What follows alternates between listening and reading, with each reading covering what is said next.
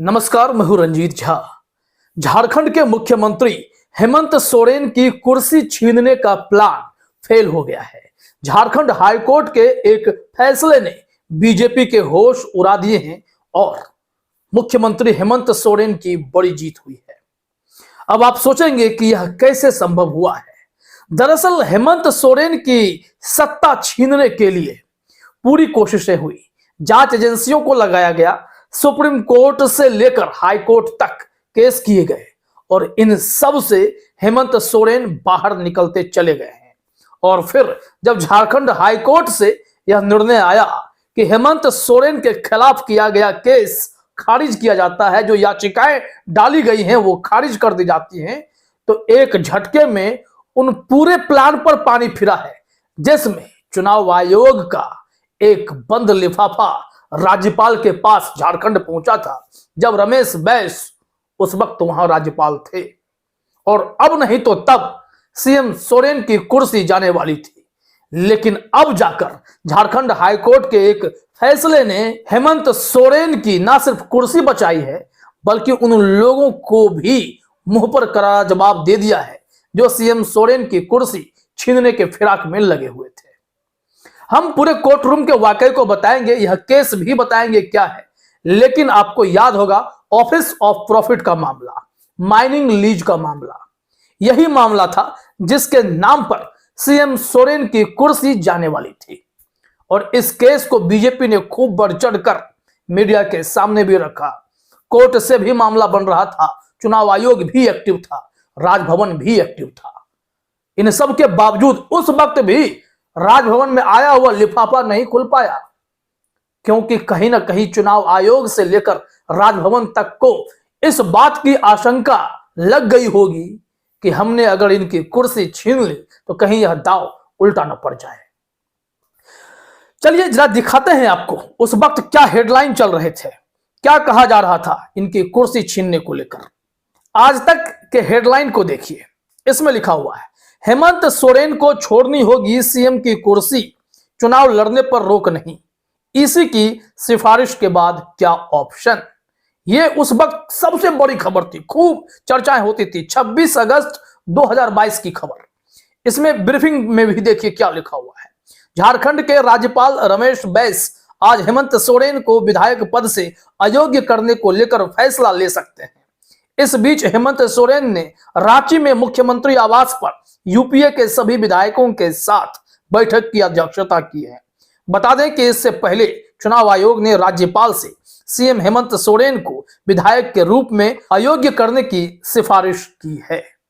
यह उस वक्त कितनी तेजी से खबर चल रही थी, लेकिन इन सब के बावजूद हेमंत सोरेन डटे हुए थे कि इतनी आसानी से हम सत्ता से तो बेदखल नहीं होने वाले हैं। जनता ने हमें चुनकर भेजा है और जब जनता वोट देती है तो फिर यकीन मानिए कि उसी के दम पर सरकार भी चलती है, लोकतंत्र भी जिंदा रहता है। लेकिन बीजेपी के ऊपर गंभीर आरोप हैं। कई राज्यों में जांच एजेंसियों के सहारे विधायकों को तोड़कर सत्ता गिरा देने की एक प्रथा सी बीजेपी ने चला दी है। और यहां भी टारगेट था सीएम हेमंत सोरेन को। अब यह मामला जब हाईकोर्ट में गया है और सबसे बड़ी बात यह है कि जज साहब रिटायरमेंट से ठीक एक दिन पहले बड़ा फैसला देकर गए हैं। वो फैसला अभी हम सुनाते हैं आपको, लेकिन एक और हेडलाइन को आप देखिए। उस वक्त यह खबर थी कि खनन केस, हेमंत सोरेन को छोड़नी होगी कुर्सी, 2 हफ्ते में आ सकता है ईसी का फैसला, यानी चुनाव आयोग का फैसला। सूत्र के हवाले से पूरा माहौल बनाया गया था और उस वक्त भी हेमंत सोरेन के लिए स्थिति मुश्किल भरी थी। लेकिन यह केस जब बंद लिफाफे में ही रह गया था तो फिर ईडी को लगाया गया था जमीन आवंटन के मामले में, जबकि ऑफिस ऑफ प्रॉफिट का जो मामला था वो था माइनिंग लीज उनके ही परिवार के लोगों को आवंटित किए जाने के केस में। लेकिन हर केस में सीएम सोरेन धीरे धीरे बाहर आते जा रहे हैं, क्योंकि षड्यंत्र का जाल लंबा चलता नहीं है। कि लाइव हिंदुस्तान ने उस वक्त क्या हेडलाइन लिखा था, यह 13 फरवरी 2023 की खबर है, जब झारखंड के उस वक्त के राज्यपाल रमेश बैस ट्रांसफर होकर जा रहे थे महाराष्ट्र में राजभवन में उनका स्वागत होना था। लेकिन उससे पहले यह सवाल उठने लगे, आप तो जा रहे हैं जनाब गवर्नर साहब, आपके पास चुनाव आयोग का बंद लिफाफा आया था, आप क्यों नहीं खोल देते? उस वक्त भी कहा गया था कि अगर कुछ ऐसा है तो बता दीजिए, लेकिन वो लिफाफा राज ही रह गया। उस वक्त बीजेपी ने क्या गंभीर आरोप लगाए थे, जरा देखिए। लिखा हुआ है, अप्रैल 2022 में प्रदेश के पूर्व मुख्यमंत्री रघुवर दास ने प्रेस वार्ता कर सीएम सोरेन पर रांची के अनगढ़ा में खनन पट्टा का लीज लेने का आरोप लगाया था। आरोप था कि मुख्यमंत्री ने पद का दुरुपयोग करते हुए खनन पट्टा का लीज हासिल किया। खनन पट्टा को पर्यावरण क्लियरेंस मिल गया, जबकि खनन विभाग मुख्यमंत्री के पास ही है। बीजेपी ने राज्यपाल से शिकायत की और राज्यपाल ने इसे केंद्रीय निर्वाचन आयोग के पास अग्रसारित कर दिया। 25 अगस्त 2022 को चुनाव आयोग ने अपना मंतव्य भेज दिया। चर्चा ने जोर पकड़ा कि मुख्यमंत्री की विधायकी रद्द की जा चुकी है। बरहेट में उपचुनाव तक की भी बात होने लगी थी। सत्ता पक्ष और विपक्ष इंतजार करता रहा, लेकिन लिफाफा नहीं खुला। 24 सितंबर को जब पत्रकारों ने राज्यपाल से पूछा कि लिफाफा कब खुलेगा, तो उन्होंने चुटकी लेते हुए कहा कि वह इतनी जोर से चिपका है कि खुल ही नहीं रहा है। खुलता कैसे, क्योंकि केस ही इतना कमजोर था और उस लिफाफे में शायद ऐसी बातें थी जिसे पढ़ने के बाद बीजेपी को और राजभवन को यही लगा कि सीएम सोरेन की कुर्सी छीनने के बाद अगर चुनौती कोर्ट में पड़ी तो कहीं ना कहीं फिर से वापस वही फैसला ना हो जो सीएम सोरेन के पक्ष में हो, जो अब आया है, उस तरीके का फैसला। चलिए अब सीधे लौटते हैं कोर्ट रूम बहस पर। इसके लिए आप लाइव हिंदुस्तान की रिपोर्ट अपने स्क्रीन पर देखिए। हेडलाइन में है, खनन लीज मामले में सीएम सोरेन को बड़ी राहत, याचिका खारिज करते हुए हाईकोर्ट ने की ये टिप्पणी। यहां खबर में जानकारी है, मुख्यमंत्री हेमंत सोरेन को झारखंड हाईकोर्ट से बुधवार को बड़ी राहत मिली। हाईकोर्ट ने सीएम और उनके रिश्तेदारों के खिलाफ खनन लीज और जमीन आवंटन के खिलाफ दायर याचिका को सुनवाई योग्य वैध नहीं माना और खारिज कर दी। समझ लीजिए, कोर्ट ने एक झटके में कहा कि आप जो केस लेकर आ रहे हैं यह कोई केस है ही नहीं, यह कुछ भी अलग नहीं है इससे पहले के विवाद से। यहां लिखा हुआ है, चीफ जस्टिस संजय कुमार मिश्रा और जस्टिस आनंद सेन की अदालत ने याचिका खारिज करते हुए कहा कि समान आरोप से जुड़ी एक याचिका सुप्रीम कोर्ट से पहले ही खारिज हो चुकी है। इस याचिका में वे सभी तथ्य वही हैं जो सुप्रीम कोर्ट से खारिज याचिका में थे।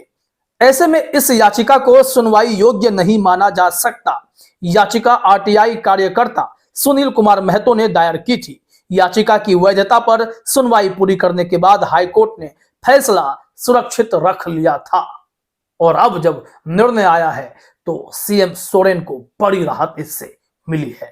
यहां पर हिंदुस्तान ने लिखा है कि जो जज साहब फैसला सुनाए, चीफ जस्टिस साहब, वो तो रिटायर होने वाले थे, लेकिन वो बड़ा निर्णय करके गए हैं।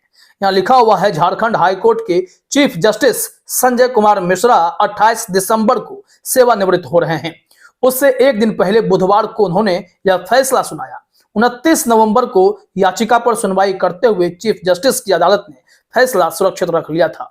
बुधवार को इस मामले को विशेष रूप से सुनवाई के लिए सूचीबद्ध किया गया और वर्चुअल सुनवाई की गई। हाईकोर्ट में अभी शीतकालीन अवकाश भी है, तो इससे बड़ी राहत सीएम सोरेन को मिली है। अब आपको बता दें कि इससे ही जुड़ा एक और केस सुप्रीम कोर्ट भी गया था। सुप्रीम कोर्ट में याचिका खारिज हो गई थी, तो फिर लोग हाईकोर्ट आ गए। पूरी कोशिश थी कि इसी केस में उलझा लिया जाए, लेकिन इसमें बात बनी नहीं, दाल गली नहीं। तो इन लोगों ने अब जमीन आवंटन के मामले में ईडी के सहारे सीएम सोरेन को घेरने की कोशिश की है, लेकिन धैर्य रखिए, उसमें भी सीएम सोरेन कहीं ना कहीं जीतेंगे जरूर, क्योंकि साजिश जो है ज्यादा दिन टिक नहीं पाती। यहां लिखा हुआ है, सुप्रीम कोर्ट में जब यह मामला गया था कि खनन लीज मामले में शिवशंकर शर्मा ने भी पहले जनहित याचिका दायर की थी। झारखंड हाईकोर्ट ने इस याचिका को तब सुनवाई योग्य माना था। इसके खिलाफ सरकार सुप्रीम कोर्ट गई थी। सुप्रीम कोर्ट ने 8 नवंबर 2022 को याचिका को सुनवाई योग्य नहीं मानते हुए खारिज कर दी थी। इसके बाद सुनील कुमार महतो ने हाईकोर्ट में जनहित याचिका दायर की, जिसका विरोध सरकार ने किया था और फिर जो वकील वहां पेश हुए थे उन लोगों ने इस मामले को बहुत अच्छे से डील किया और फिर हेमंत सोरेन के हक में फैसला भी आया। जरा देखिए चलते चलते सरकार ने किस तरीके से विरोध जताया, कौन थे महाधिवक्ता। लिखा हुआ है कि सरकार का पक्ष रखते हुए महाधिवक्ता राजीव रंजन ने अर्जी का विरोध करते हुए कहा था कि याचिका सुनवाई योग्य नहीं है। 8 नवंबर 2022 को सुप्रीम कोर्ट शिवशंकर शर्मा की जनहित याचिका खारिज कर चुका है। शिवशंकर शर्मा ने भी इन्हीं मुद्दों को उठाया था। इस याचिका में भी वही बातें दोहराई गई हैं, इसलिए इस याचिका पर सुनवाई नहीं करे से खारिज कर दिया जाना चाहिए और खारिज कर दिया गया है। तो एक तरीके से सीएम सोरेन को बड़ी राहत, बड़ी जीत। अब जो भी केस है उसमें भी समय का इंतजार कीजिए, क्योंकि सत्य को परेशान किया जा सकता है, साजिशें खूब की जा सकती हैं, लेकिन जो सही होगा वो बाहर आ ही जाएगा, चाहे फिर मामला सुप्रीम कोर्ट में ही क्यों ना पहुंच जाए। फिलहाल इस वीडियो में इतना ही। आप सभी का हमसे जुड़ने के लिए बहुत बहुत धन्यवाद।